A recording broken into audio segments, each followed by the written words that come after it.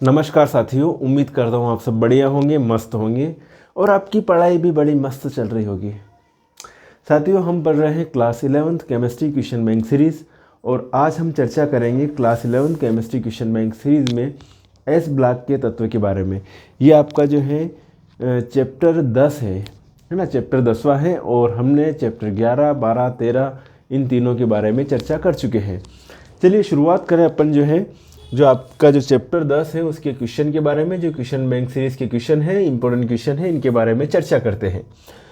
शुरुआत करें साथियों, सबसे पहला क्वेश्चन आपके सामने हाजिर है। पोटेशियम की तुलना में सोडियम कम अभिक्रियाशील क्यों है? पोटेशियम की तुलना में सोडियम कम अभिक्रियाशील क्यों है? देखना, लिथियम आता है, फिर आता है सोडियम, फिर आता है पोटेशियम। जैसे जैसे अपन ग्रुप में अप टू डाउन चलेंगे वैसे वैसे परमाणु का आकार क्या होता जाता है? बढ़ता जाता है साथियों। क्या होता जाता है? बढ़ता जाता है। अगर मैं कहूँ कि इन तीनों में किसका आकार बड़ा है तो पोटेशियम का आकार बड़ा है। तो जितना आकार बड़ा होगा वो इलेक्ट्रॉन बॉन्ड बनाने के लिए आसानी से अवेलेबल करवा पाएगा, उसकी आयनन ऊर्जा भी कम होगी। अगर मैं कहूँ कि इन तीनों में सबसे कम आयनन ऊर्जा किसकी है तो पोटेशियम की है, तो वही बात लिखी हुई है। पोटेशियम की आयनन एंथैल्पी कितनी है भैया? 419 किलोजूल प्रति मोल है। सोडियम की आयनन एंथैल्पी 496 किलोजूल प्रति मोल की अपेक्षा कम है ना। इसकी आयनन ऊर्जा क्या है? आयनन ऊर्जा ऊपर से नीचे चलेंगे क्या होती जाएगी? कम होती जाएगी। तो इसके इलेक्ट्रॉन को निकालने की एनर्जी क्या चाहिए अपने को? कम चाहिए, की अपेक्षा कम होती है। तथा पोटेशियम का मान इलेक्ट्रॉन विभव -2.925 वोल्ट, सोडियम के संगत मान -2.714 वोल्ट की अपेक्षा अधिक ऋणात्मक है। यही कारण है कि पोटेशियम सोडियम की अपेक्षा अधिक ऋणात्मक है। अतः पोटेशियम सोडियम से अधिक क्रियाशील होगा। पोटेशियम क्या होगा? ज़्यादा क्रियाशील होगा। किसकी अपेक्षा? सोडियम की अपेक्षा। दो रीज़न दे दिए अपनों ने यहाँ पर कि पोटेशियम ज़्यादा क्रियाशील क्यों है सोडियम की अपेक्षा। चलिए, तो ये इसी टाइप की कॉन्सेप्ट आपके अदर क्वेश्चन भी बने तो वहाँ पर भी इस टाइप की क्वेश्चन दे सकते हो। जरूरी नहीं कि आप ये डाटा जो है सेम दो। ये भी कह सकते हो कि पोटेशियम की आयनन एंथैल्पी सोडियम की आयनन एंथैल्पी की अपेक्षा कम होती है, ऐसा लिखो तो भी कोई दिक्कत नहीं है। तथा पोटेशियम का मान है ना, तथा पोटेशियम का मान इलेक्ट्रॉन विभव सोडियम के संगत मान की अपेक्षा अधिक ऋणात्मक है। यही कारण है कि पोटेशियम सोडियम की अपेक्षा अधिक ऋणात्मक होता है। मेरी बात समझे आप? आगे बढ़े। नेक्स्ट क्वेश्चन है आपका, निम्नलिखित के संदर्भ में क्षार धातुओं एवं क्षारीय मृदा धातुओं की तुलना करना है आपको।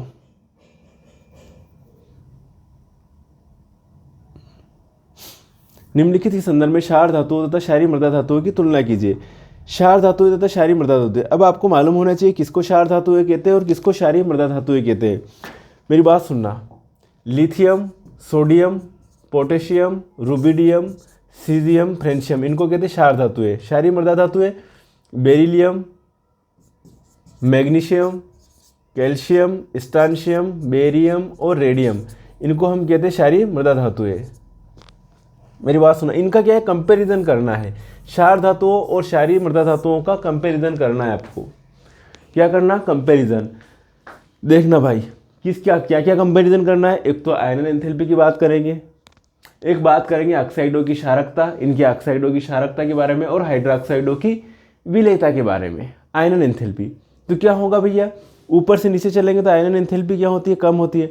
इधर से इधर चलेंगे तो क्या होगी? बढ़ेगी, क्योंकि इसका जो आकार है, लिथियम और बेरिलियम का कंपैरिजन करेंगे तो बेरिलियम का आकार क्या होगा? छोटा होगा।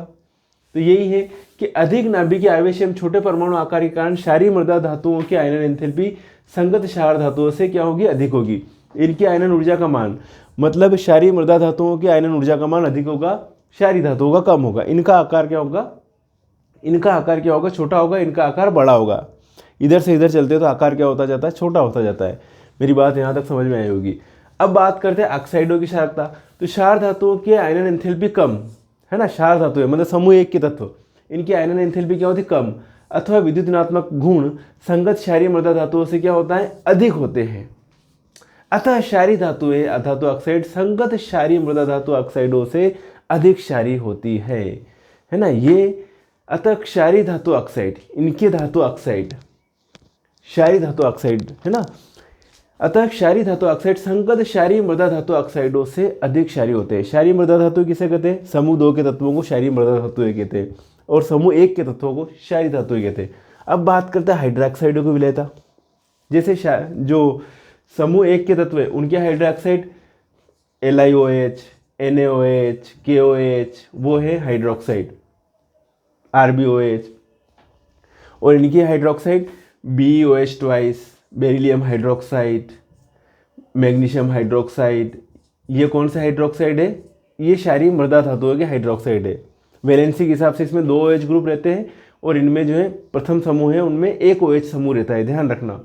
तो क्षारीय मृदा धातुओं के हाइड्रोक्साइडों की विलेयता संगत क्षारीय हाइड्रोक्साइडों की अपेक्षा कम होती है। क्षारीय मृदा धातुओं के हाइड्रोक्साइडों की विलेयता, इनकी विलेयता, ठीक है, beryllium hydroxide, magnesium hydroxide, calcium hydroxide, इनकी विलेयता संगत क्षारीय हाइड्रोक्साइडों की अपेक्षा क्या होती है? कम होती है। इनकी विलेयता ज़्यादा होती है, इनकी विलेयता क्या होती है? कम होती है, क्योंकि इनका आकार क्या होता जाता है? छोटा होता जाता है। सब कंपेरेटिव टाइप क्वेश्चन बनेंगे इस यूनिट में, ठीक है। अगला क्वेश्चन है, लिथियम किस प्रकार मैग्नीशियम के रासायनिक गुणों से समानता प्रदर्शित करता है? बहुत बढ़िया बात है। लिथियम, मेरी बात सुनना, समूह प्रथम के तत्व हैं, समूह फर्स्ट समूह लिथियम सोडियम, द्वितीय समूह में बेरिलियम और मैग्नीशियम। साथियों ये जो है लिथियम जो है मैग्नीशियम के कहाँ पर आ रहा? विकर्ण पर आ रहा है। कहाँ पर आ रहा है? विकर्ण। हम इतना इधर चले और इतना इधर आ जाए तो वापस बराबर हो जाएंगे एक तरह से, ये है विकर्ण संबंध। तो जैसे कि अपन पेरियोडिसिटी पढ़ते हैं तो इधर से इधर जाते हैं तो परमाणु का आकार घटता है, ऊपर से नीचे चलते बढ़ता है, तो इन दोनों का परमाणु का आकार लगभग समान हो गया, ये बात करेंगे, ठीक है। तो लिथियम किस प्रकार मैग्नीशियम से रासायनिक गुणों में समानता दर्शाता है? तो लिथियम तथा मैग्नीशियम समान आकार के कारण गुणों में अत्यधिक समानता प्रदर्शित करते हैं। भैया लिथियम की जो है 152 पिकोमीटर साइज है और इसी प्रकार मैग्नीशियम की 160 लगभग समान है। Li+ की रेडियस ये है और Mg2+ की रेडियस ये है, लगभग समान है। अब क्या क्या समानता प्रदर्शित कर रहे हैं भाई साहब? ये लिथियम तथा मैग्नीशियम दोनों अपने संबंधित वर्गों के तत्वों की अपेक्षा हल्के होते हैं, कठोर होते हैं। लिथियम तथा मैग्नीशियम दोनों जल के साथ धीरे धीरे क्रिया करते हैं, बढ़िया बात है, दोनों सेम। लिथियम तथा मैग्नीशियम दोनों के ऑक्साइड तथा हाइड्रोक्साइड जल में बहुत कम मिले होते हैं। दोनों के ऑक्साइड और हाइड्रोक्साइड जल में बहुत कम मिले होते हैं। इनके हाइड्रोक्साइड गर्म करने पर अपघटित होते हैं। लिथियम का हाइड्रोक्साइड गर्म किया, Li2O+H2 बनाया। मैग्नीशियम का हाइड्रोक्साइड गर्म किया, MgO+H2 बना। तो ये सिमिलरिटी शो कर रहे हैं दोनों, कौन? लिथियम और मैग्नीशियम। तो ये समानता बता दी। विकर्ण संबंध आए तो भी यही बातें लिखना है, कोई दिक्कत नहीं है। आगे बढ़े बेटा, चलिए अगला क्वेश्चन है आपके सामने। क्षार धातुएं तथा क्षारीय मृदा धातुएं, क्षार धातुएं तथा क्षारीय मृदा धातुएं रासायनिक अपचयन विधि से क्यों प्राप्त नहीं किए जा सकते हैं? ठीक है, क्षार धातुएं तथा क्षारीय मृदा धातुएं रासायनिक अपचयन विधि से क्यों प्राप्त नहीं किए जा सकते हैं? तो जो क्षारीय धातुएं हैं और क्षारीय मृदा धातुएं हैं, ये प्रबल धनविद्युतीय तत्व होते हैं। ये आसानी से इलेक्ट्रॉन दे देते हैं, इलेक्ट्रॉन ग्रहण करने की प्रवृत्ति नहीं रखते हैं। इलेक्ट्रॉन ग्रहण करना क्या है? अपचयन, और इलेक्ट्रॉन देना क्या है? ऑक्सीकरण। तो ये जो है इलेक्ट्रॉन अपचयन विधि से क्यों नहीं प्राप्त की जा सकती है? तो क्षार धातुएं तथा क्षारीय मृदा धातुएं स्वयं में प्रबल अपचायक है। क्या होती है? अपचायक होती है। ये इनका क्या होता है? ऑक्सीकरण इजीली होता है, इसलिए इनको क्या कहते हैं? अपचायक कहते हैं। ओके, इनको क्या कहते हैं? अपचायक होते हैं। इनका अपचयन नहीं होता है, मतलब ये इलेक्ट्रॉन ग्रहण नहीं कर पाते, तो इनको क्या कहते हैं? अपन अपचायक कह सकते हैं। मेरी बात सुना, क्षार धातुएं तथा क्षारीय मृदा धातुएं स्वयं में प्रबल अपचायक है, अतः ये धातुएं अपने ऑक्साइड तथा अन्य यौगिकों द्वारा रासायनिक अपचयन विधि द्वारा प्राप्त नहीं की जा सकती। बढ़िया बात है। इन धातुओं की प्रकृति अत्यधिक विद्युत धनात्मक होती है, अतः इनके लवणों में जलीय विलयन इन्हें अन्य धातुओं के द्वारा विस्थापित नहीं किया जा सकता है। इन धातुओं की प्रकृति अत्यधिक विद्युत धनात्मक होती है, अतः इनके लवणों में जलीय विलयन से इन्हें अन्य धातुओं के द्वारा विस्थापित भी नहीं किया जा सकता है। यही बात बढ़िया है। तो ये दोनों रीजन हो गए। अगला क्वेश्चन है आपका, प्रकाश विद्युत सेल में लिथियम के स्थान पर पोटेशियम एवं सीजियम क्यों प्रयुक्त नहीं करते हैं?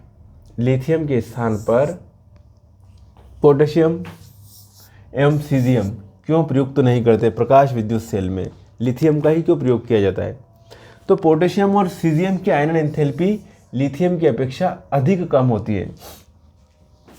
ठीक है, होता क्या है साथियों, lithium, sodium, potassium, rubidium, caesium, francium, जैसे जैसे ग्रुप में नीचे चलते हैं आकार बढ़ता जाता है, आयनन एंथैल्पी डिक्रीज होती जाती है, आयनन ऊर्जा का मान कम होता जाता है।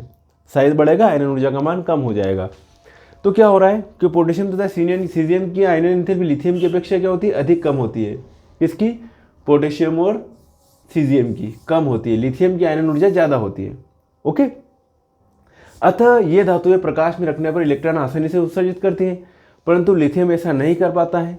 यही कारण है कि लिथियम की अपेक्षा पोटेशियम और सीजियम का प्रयोग प्रकाश विद्युत सेल में नहीं किया जाता है। आगे बढ़े, जब एक क्षार धातु को द्रव अमोनिया में घोला जाता है तब विलयन विभिन्न रंग प्राप्त कर सकता है। इस प्रकार के रंग परिवर्तन का कारण बताइए। कोई क्षार धातु है,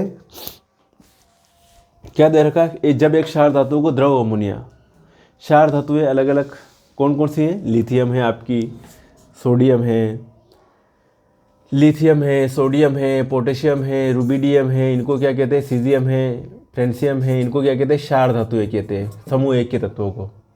अमोनिया में घोल रहे हैं, इनको अमोनिया में घोला जाता है, तब विलयन विभिन्न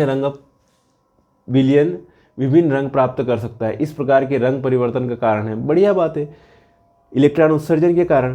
तो क्षार धातुओं का अमोनिया में तनु विलयन का रंग गहरा नीला होता है, क्योंकि अमोनीकृत इलेक्ट्रॉन प्रकाश के अदृश्य क्षेत्र में ऊर्जा अवशोषित करते हैं। यदि विलयन की सांद्रता 3m से अधिक बढ़ा दी जाए तो रंग तांबे कांस्य जैसा हो जाता है। क्लियर है? ओके, अगला है आपके पास क्वेश्चन हाजिर। ज्वाला को बेरिलियम एवं मैग्नीशियम कोई रंग प्रदान नहीं करते, जबकि अन्य क्षारीय मृदा धातुएं ऐसा करती है। ज्वाला को, है ना, जो समूह 2 के तत्व हैं आपके पास में, बेरिलियम है बेटा, मैग्नीशियम है, कैल्शियम है, बेरियम है, रेडियम है, ये समूह 2 के तत्व हैं। क्या कहा कि ज्वाला को बेरिलियम तथा मैग्नीशियम, बेरिलियम और मैग्नीशियम कोई रंग प्रदान नहीं करता, जबकि अन्य क्षारीय मृदा धातुएं ऐसा करती है। रीजन क्या है? छोटा आकार, इनका छोटा आकार है। बेरिलियम मैग्नीशियम परमाणु अपने छोटे आकार तथा अधिक प्रभावी नाभिक के आवेश के कारण अपने इलेक्ट्रॉनों को अधिक प्रबलता से बांधे रखता है। और कलर देने के लिए क्या होगा? कलर देने के लिए होता है कि जो इनके पास इलेक्ट्रॉन है वो इलेक्ट्रॉन उत्सर्जित होकर हायर एनर्जी लेवल में जाएंगे और वहाँ से वापस लोअर एनर्जी लेवल में आएंगे। उस कंडीशन में जो उत्सर्जन होगा उसी के कारण लाइट दिखाई देगी, प्रकाश दिखाई देगा, प्रकाश में कलर दिखाई देगा। जब इलेक्ट्रॉन ऊर्जा ग्रहण करके अवशोषित करके हायर एनर्जी लेवल में जाता है और वहाँ से वापस अपनी एनर्जी रिलीज करके वापस लोअर एनर्जी में आता है, उसके कारण कलर दिखाई देता है अपने को। तो ये बेरिलियम और मैग्नीशियम का छोटा आकार है, तो ये इलेक्ट्रॉन जो है निकल ही नहीं पाएगा इनका। तो बेरिलियम और मैग्नीशियम परमाणु अपने छोटे आकार तथा अधिक प्रभावी नाभिक के आवेश के कारण अपने इलेक्ट्रॉनों को अधिक प्रबलता से बांधे रखता है। अतः इन्हें उच्च उत्तेजन ऊर्जा की आवश्यकता होती है। इनके इलेक्ट्रॉन को निकालने के लिए छोटा आकार है तो ज़्यादा एनर्जी की आवश्यकता होती है तथा वे बुनसन ज्वाला द्वारा उत्तेजित नहीं होते हैं, जरूरी नहीं है ना। जबकि अन्य क्षारीय मृदा धातुओं के उच्च ऊर्जा स्तरों में इलेक्ट्रॉन का सरलतापूर्वक उत्सर्जन हो सकता है। अतः ज्वाला में जो बाकी जो है क्षारीय मृदा धातुएं वो भाई साहब विशिष्ट रंग देती है। क्लियर है? ओके, आगे बढ़ते हैं। अगला क्वेश्चन हाजिर है आपके लिए।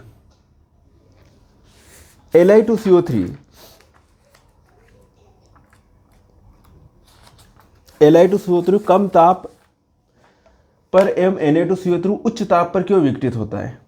सब खेल किसका है भैया? साइज का, इनका है ना, साइज का खेल है। Li2CO3 कम ताप पर, ये भाई साहब कम ताप पर एवं Na2CO3 उच्च ताप पर क्यों विघटित होते हैं? बात कर लेते हैं। Li+ आयन आकार में छोटे होते हैं। जो छोटे ऋण आयन ऑक्साइड O2- के साथ CO3 की तुलना में स्थायी झालक बनाते हैं। अब स्थायी झालक बनाते हैं ना, इसलिए Li2CO3 निम्न ताप पर Li2O में विघटित होता है। जबकि Na+ आयन बड़े आकार का होता है। लिथियम और सोडियम दोनों में Na+ का आकार बड़ा है ना। Li+, जैसे कि लिखा मैंने, Li+ और Na+, इन दोनों में बड़ा कौन है? Na+ बड़ा है। मेरी बात समझना। जबकि Na+ आयन बड़े आकार का होता है, जो बड़े ऋण आयन CO3 2- के साथ O2- आयन की तुलना में स्थायी चालक बनाता है।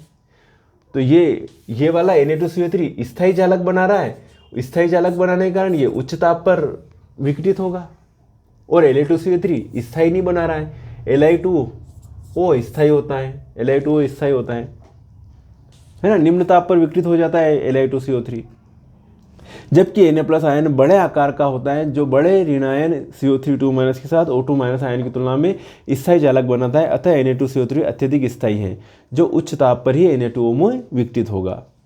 और ये Li2CO3 आसानी से निम्न ताप पर ही किसमें विघटित हो जाएगा? Li2O में। मेरी बात समझे आप? ठीक है। क्योंकि लिथियम आयन है, ऑक्सीजन के साथ में ये स्थायी चालक बना लेगा O2- के साथ। चलिए, समझ में आया होगा, आगे बढ़ेंगे। धीरे धीरे कोशिश करना, केमिस्ट्री है, केमिस्ट्री धीरे धीरे समझ में आती है। अगर आसानी से समझ में आ जाए तो आज ही आप सब लेक्चरर बन जाओगे केमिस्ट्री के, है ना। समय देना पड़ता है किसी चीज़ को समझने के लिए। क्षार धातुओं में निम्नलिखित यौगिकों की तुलना क्षारीय मृदा धातुओं के संगत यौगिकों से विलेयता एवं तापीय स्थायित्व के आधार पर कीजिए। क्षार धातुओं के निम्नलिखित यौगिकों की तुलना क्षारीय मृदा धातुओं के संगत यौगिकों की विलेयता एवं तापीय स्थायित्व के आधार पर कीजिए। क्षार धातुएं, भैया क्षार धातुएं जो है, क्षार धातुएं कौन कौन सी है? ये जो है lithium, sodium, potassium, rubidium, caesium, francium, ये है क्षार धातुएं। आपका S ब्लॉक और P ब्लॉक में यही तो पढ़ना है बस। क्षारीय मृदा धातुएं बेरिलियम, मैग्नीशियम, कैल्शियम, स्ट्रांशियम, बेरियम और रेडियम, इनको कहते हैं अपन क्षारीय मृदा धातुएं। क्षारीय मृदा धातुएं। और ये कौन सी है? क्षार धातुएं। क्वेश्चन है आपका, क्षार धातुएं की निम्नलिखित यौगिकों की तुलना क्षारीय मृदा धातुओं के संगत यौगिकों से विलेयता एवं तापीय स्थायित्व के आधार पर कीजिए। सबसे पहले बात करते हैं नाइट्रेट की। तो क्षार तथा क्षारीय मृदा धातुओं की नाइट्रेट। तो क्षार तथा क्षारीय मृदा धातुओं की नाइट्रेट जल में अति विलेय है। बढ़िया बात है, ये नाइट्रेट है। ये किसकी नाइट्रेट है? क्षार धातुओं की नाइट्रेट है, जल के साथ अति विलेय है।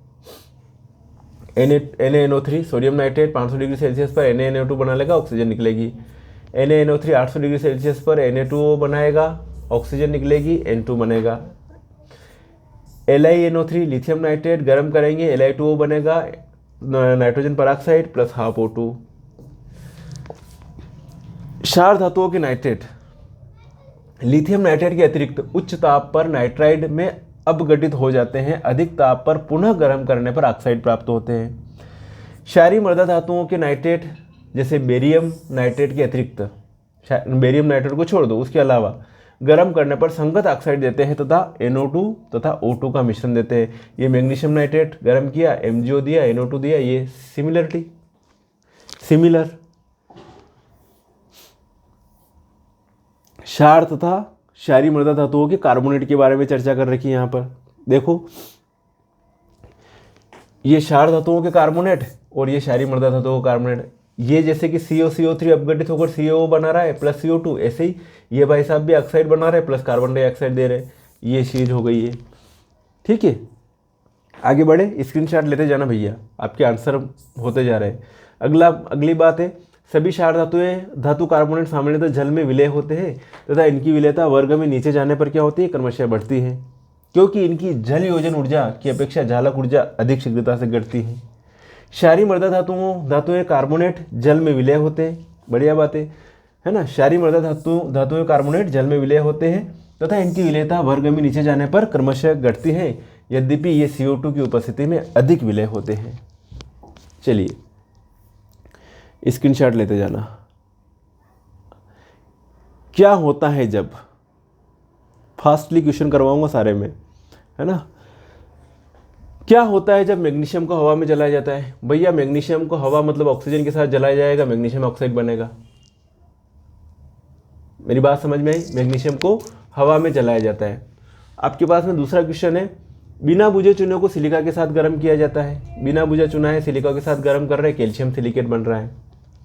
नाइट्रोजन के साथ गर्म कर रहे हैं, मैग्नीशियम नाइट्राइड बन रहा है। ओके, बिना बुझे चिन्हों को सिलिका के साथ कैल्शियम सिलिकेट बनता है। क्लोरीन के साथ क्रिया करवाओगे आप कैल्शियम हाइड्रोक्साइड की तो कैल्शियम हाइपोक्लोराइड बनेगा CaO Cl2, जिसे विरंजक चूर्ण कहते हैं। कैल्शियम नाइट्राइड को गर्म करोगे कैल्शियम ऑक्साइड बनेगा, नाइट्रोजन परऑक्साइड बनेगा और ऑक्सीजन। मेरी बात समझे, है ना। कैल्शियम नाइट्राइड को गर्म करोगे तो ये चीज़ होगी। स्क्रीनशॉट लेते जाना, आगे बढ़ते हैं। निम्नलिखित की संरचना बताइए। किस किस की संरचना बतानी है अपने को भैया? एक तो बतानी BeCl2 की, वाष्प की, और BeCl2 ठोस की, दोनों की संरचनाएं बतानी है।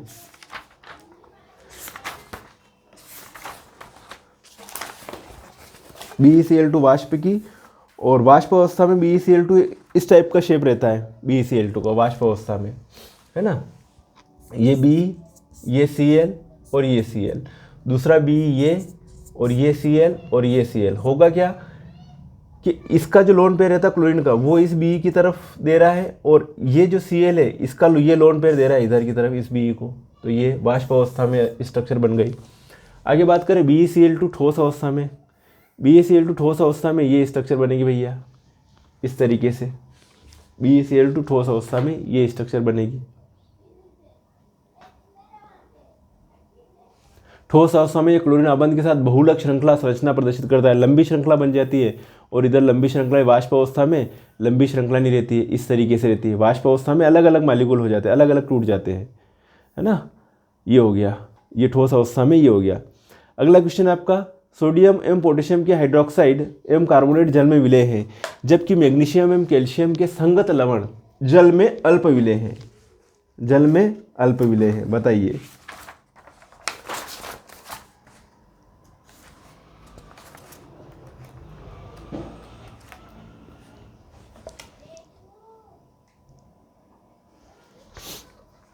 सोडियम एवं पोटेशियम के हाइड्रोक्साइड एवं कार्बोनेट जल में विलय हैं, जबकि मैग्नीशियम और कैल्शियम के संगत लवण जल में अल्प विलय है, समझाइए। तो ये जो मैग्नीशियम और कैल्शियम है यहाँ पे कंपैरिजन कर रखा है।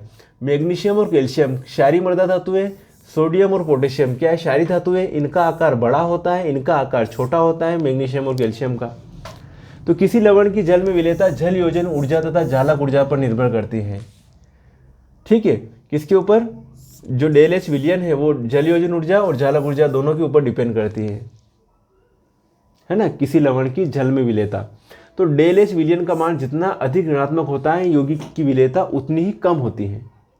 सोडियम तथा पोटेशियम हाइड्रोक्साइड तथा कार्बोनेट, इनके सोडियम और पोटेशियम के हाइड्रोक्साइड और कार्बोनेट की जल योजन ऊर्जा उनकी जालक ऊर्जा से अधिक होती है, अतः ये जल में क्या होते हैं? विलय होते हैं। मैग्नीशियम तथा कैल्शियम हाइड्रोक्साइड की जालक ऊर्जा इनकी जल योजन ऊर्जा से अधिक होती है, अतः ये जल में अल्प विलय होते हैं। क्लियर है? चलिए आगे बढ़ते हैं।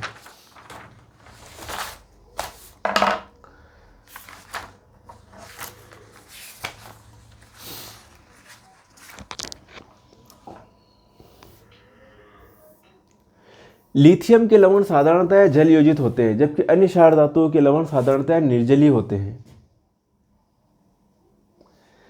लिथियम के लवण साधारणतः जल योजित होते हैं, जबकि अन्य क्षार धातुओं के लवण साधारणतः निर्जलीय होते हैं। तो क्षार धातुओं में सबसे छोटा आकार किसका है? लिथियम। Li+ की जल योजन ऊर्जा सबसे कम होती है। यही कारण है कि लिथियम लवण सामान्यतः जल योजित होते हैं। लिथियम के जो लवण होते हैं वो जल योजित होते हैं तथा अन्य क्षार धातुओं के लवण साधारणतः निर्जलीय होते हैं, जल ऐड नहीं रहता उनके साथ में। तो सबसे ज़्यादा लिथियम की होती है Li+, then sodium, then potassium, then Rb+, then Cgm+। Del H जल योजन का घटता हुआ क्रम सबसे ज़्यादा किसकी है? जल योजन Li+ का, लिथियम आयन का है। फिर बात करें Li+ जल में, स्क्रीनशॉट लेते जाना भैया। Li+ जल में लगभग विलय होता है, जबकि LiCl न सिर्फ जल में बल्कि एसीटोन में भी विलय होता है। कारण बताइए। अन्य क्षार धातुओं के लवण साधारणतः निर्जलीय होते हैं, क्यों? तो LiF उच्च जालक ऊर्जा के कारण जल में लगभग विलय होता है। LiF की जालक ऊर्जा ज़्यादा होती है, परंतु LiCl में विलय होता है, LiCl जल में विलय होता है। LiCl अपनी विशिष्ट सहसंयोजी प्रकृति के कारण एसीटोन में भी विलय होता है। चूँकि सहसंयोजी प्रकृति ऋणायन के आकार के साथ बढ़ती है, अतः विलेयता का क्रम निम्न होता है। LiF, then LiCl, then LiBr, then LiI। LiF की कम होती है विलेयता, फिर LiCl, फिर LiBr, फिर LiI। क्लियर है? चलिए सोडियम धातु को जल में डाला जाता है, जल्दी से ये क्वेश्चन स्क्रीनशॉट लेते जाना भैया। सोडियम धातु को जल में डाला जाता है तो ये NaOH बनता है, हाइड्रोजन गैस निकलती है, जल के साथ क्रिया हो रही है। Na2O की समान मात्रा के साथ Na2O2 बनता है, ये Na2O2 प्राप्त होता है। तो Na ऑक्सीजन से क्रिया करके Na2O बना रहा है, फिर ये जो सोडियम की ऑक्सीजन के साथ क्रिया करके यहाँ पर Na2O2 भी अधिक मात्रा में बनता है। ये कम मात्रा में बन रहा है, ये अधिक मात्रा में बन रहा है। H2O2 बनता है, Na2O2 की क्रिया से हाइड्रोजन पेरोक्साइड भी बनता है, Na2O2 plus H2O, NaOH plus H2O2। ठीक है, फास्टली समझा रहा हूँ भैया, है ना, सिर्फ आपको आंसर चाहिए, आंसर भी दे रहे हैं और थोड़ा समझा भी रहे हैं आपको। निम्नलिखित में से प्रत्येक प्रेक्षण पर टिप्पणी लिखिए। प्रत्येक प्रेक्षण पर टिप्पणी लिखिए। जलीय विलयनों में क्षार धातु आयनों की गतिशीलता, जलीय विलयन में क्षार धातु आयनों की गतिशीलता Li plus lower than Na plus, lower than K plus, lower than Rb plus, lower than caesium plus होती है। होता क्या है भाई साहब कि Li प्लस का जल योजन सबसे ज़्यादा होता है, छोटा आकार है, तो फिर Li प्लस का जल योजन हो जाएगा लिथियम का, तो वो आयन के रूप में रहेगा ही नहीं, और आयन के रूप में नहीं रहेगा तो गतिशीलता कम हो जाएगी। ये कहने का मतलब है, जैसे आयन का आकार जितना कम होता है जल योजन उतना ही अधिक होता है, और जल योजन जितना ज़्यादा हो जाएगा उतना विलयन में आयन रहेंगे नहीं, आयन नहीं रहेंगे तो गतिशीलता ही कम हो गई। तथा आयन का जल योजन जितना अधिक होता है उसकी आयनिक गतिशीलता उतनी ही कम होती है। अतः जल योजन क्षमता का क्रम निम्न होता है। तो जल योजन क्षमता का क्रम सबसे ज़्यादा Li प्लस का, फिर Na प्लस, फिर K प्लस, फिर Rb प्लस, फिर सीजियम प्लस। तो आयनिक गतिशीलता इसकी विपरीत हो गई। जल योजन के विपरीत क्या हो गया? आयनिक गतिशीलता। तो Ni प्लस की आयनिक गतिशीलता कम है, फिर Na plus, then K plus, then Rb plus, then caesium plus. Clear है? अगला है लिथियम ऐसी एकमात्र क्षार धातु है जो नाइट्राइड बनाती है। तो अपने छोटे आकार के कारण क्षार धातुओं में केवल लिथियम ही नाइट्राइड बनाती है। छोटा आकार है भैया लिथियम का, इसलिए नाइट्राइड बनाती है। अगला है M2 प्लस 2 इलेक्ट्रॉन ग्रहण करके क्या बना रहा है? M। जहाँ मेटल क्या हो सकती है? कैल्शियम, स्ट्रोंशियम, बेरियम के लिए इलेक्ट्रॉन विभव का अनुमान लगभग समान होता है। ये है ओके। किसी भी इलेक्ट्रोड के लिए E0 इलेक्ट्रोड विभव का मान निम्नलिखित 3 कारकों पर निर्भर करता है: वाष्पन एंथैल्पी, आयनन एंथैल्पी, जल योजन एंथैल्पी। चूंकि इन तीनों कारकों का संयुक्त प्रभाव कैल्शियम, स्ट्रोंशियम, बेरियम के लिए लगभग समान रहता है, अतः इनके इलेक्ट्रॉन विभव का मान भी लगभग स्थिर रहता है। क्लियर है? आगे बढ़े। निम्नलिखित में से प्रत्येक प्रेक्षण पर टिप्पणी लिखिए। निम्नलिखित में प्रत्येक प्रेक्षण पर टिप्पणी लिखिए।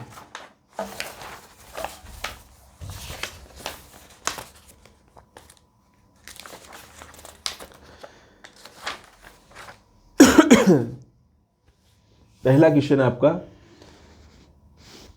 प्रत्येक प्रेक्षण पर टिप्पणी लिखिए।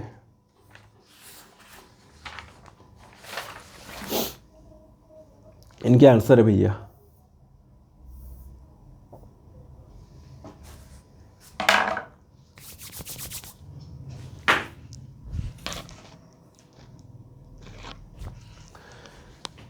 पहला क्वेश्चन था आपका, क्वेश्चन ये था कि Na2CO3 विलयन क्षारीय होता है। Na2CO3 का विलयन क्षारीय होता है, उसका आंसर है Na2CO3 का विलयन क्षारीय होता है भैया। Na2CO3 एक दुर्बल अम्ल H2CO3 तथा प्रबल क्षार का लवण है, अतः जल अपग्रहण कराने पर यह क्षार देता है, जिसके कारण इसका जलीय विलयन क्षारीय होता है। जिसके कारण इसका जलीय विलयन क्या होता है? क्षारीय होता है।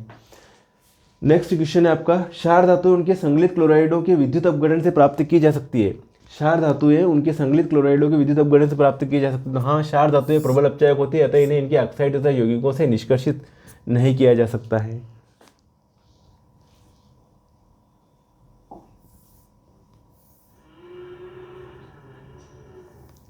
चलिए,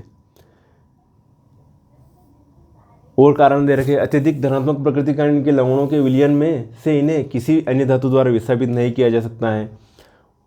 क्षार धातुएं अपने लवणों के जलीय विलयन में विद्युत अपघटन विधि द्वारा प्राप्त नहीं की जा सकती, क्योंकि कैथोड पर सोडियम धातु की अपेक्षा हाइड्रोजन मुक्त होती है। यही कारण है कि क्षार धातुएं अपने गलित क्लोराइडों के विद्युत अपघटन द्वारा प्राप्त होती है। NaCl Na plus plus Cl minus देता है। कैथोड पर कौन जाएगा भैया? कैथोड पर जो है, कैथोड पर इलेक्ट्रॉन मिलेंगे। विद्युत अपघटन में निम्नलिखित क्रियाएं होती है। 2Cl माइनस जो है Cl2 प्लस 2 इलेक्ट्रॉन। एनोड पर Na plus plus 2 electron, 2Na बन जाएगा। एनोड पर इलेक्ट्रॉन दे देगा ये, है ना। चलिए, पोटेशियम की तुलना में सोडियम अधिक महत्वपूर्ण है क्योंकि यहाँ क्रियाशील तो है परंतु पोटेशियम की भांति अति क्रियाशील नहीं है। सोडियम के अन्य उपयोग हैं नाभिकीय संयंत्रों के शीतलक के रूप में, पेट्रोल के लिए अपस्फोटरोधी पदार्थ टेट्राएथिलेट के निर्माण में, है ना। ये टेट्राएथिलेट है, ये सोडियम और लेड है और एथिल क्लोराइड के साथ क्रिया करवाई, टेट्राएथिलेट बन गया। निम्नलिखित तत्वों को कैसे समझाएंगे। BeO जल में विलेय है जबकि BeSO4, BO जल में अविलेय है जबकि BeSO4 विलेय है। अलग अलग कंडीशन है। BeO जल में अविलेय है क्योंकि BeO की चालक ऊर्जा का मान जलयोजन ऊर्जा से अधिक होता है, जबकि BeSO4 जल में घुलनशील है क्योंकि इसकी जलयोजन ऊर्जा चालक ऊर्जा से अधिक होती है। दूसरे वर्ग के ऑक्साइड की विलेयता के लिए दोनों चालक ऊर्जाओं और जलयोजन ऊर्जा वर्ग में नीचे जाते समय घटती है क्योंकि धनायन का आकार बढ़ता है लेकिन झालक ऊर्जा जलयोजन की अपेक्षा अधिक तीव्रता से घटती है। अतः BaO जल में घुलनशील है क्योंकि जलयोजन ऊर्जा झालक ऊर्जा से अधिक है। एथेनॉल में डाइल्यूट KI की तुलना में अधिक विलेय है। पोटेशियम एथेनॉल में डाइल्यूट KI की तुलना में अधिक विलेय है। क्या है?